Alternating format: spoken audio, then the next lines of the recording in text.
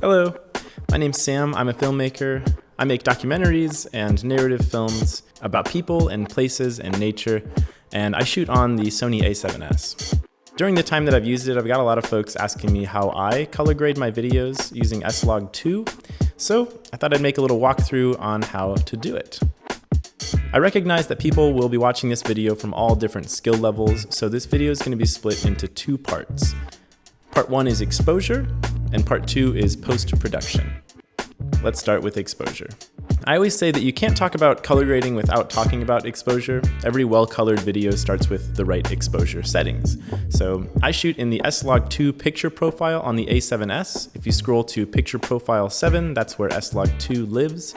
It's an awesome picture profile. It offers a really impressive dynamic range and low contrast when it's given the right exposure settings. So when I set my exposure, the first thing I do is set my white balance with a gray card in each new light environment. Or, honestly, sometimes just whatever's white in my environment. So I've used a wall, a piece of paper, even a shoe. Before setting my white balance, I return my camera to the standard picture profile. I do this because white balancing while in S-Log2 can cause some confusion for your camera. Click the white balance button on the control wheel, scroll down to custom white balance, place the gray card in the circle on the screen and fire away. After you're done, return to the S-Log2 picture profile. Filmmakers like to expose in all kinds of shutter aperture configurations. That's totally a stylistic preference. I love to shoot with a wide open aperture, but play around and find what works for you and your scene. But the important thing is to monitor your histogram while shooting. If your histogram isn't showing up, press the display button on the control wheel until it appears. The further left those peaks are, the more underexposed, and the further right, the more overexposed. The key here is to make sure you keep those peaks just left of center. That means the shot's slightly underexposed, but S-Log2 tends to perform best given that condition.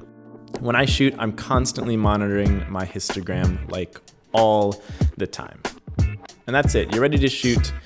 Once you've shot your crisp, perfectly exposed shots, it's now time to fix all of your mistakes.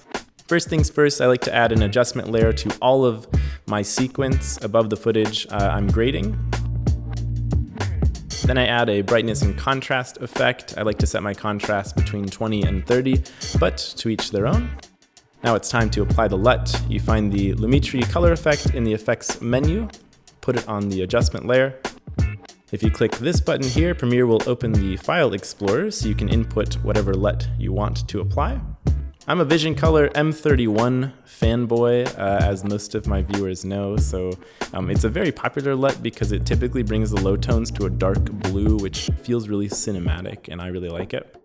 Once you've applied these two effects to the adjustment layer, go ahead and drop your footage onto the timeline and just start cutting. I usually choose not to color correct my footage until the very end of my edit. Once I'm done editing, I go in one by one into each of my clips and ensure that they have the right colors. It helps to find something that you know for sure was definitely white when you shot it, like this wall. It's a mid-tone and it currently appears a little too blue, so I'm gonna drop a 3-way color corrector effect on it and bring the mid-tones away from blue. Simple as that. I won't get into secondary color correction here, but it's a great tool for getting creative with color. I use it when I changed this lake water to blood. And that's it, guys. That is the extent of my color grading. That's pretty much all I do. Thank you for watching. If you enjoyed this video, go ahead and give me a thumbs up and subscribe. And if you wouldn't mind, check out some of my other work. I think you guys will hopefully enjoy it.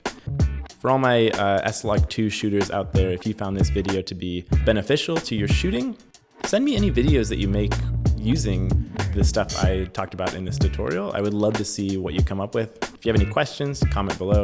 Happy to answer them. Thanks again for watching.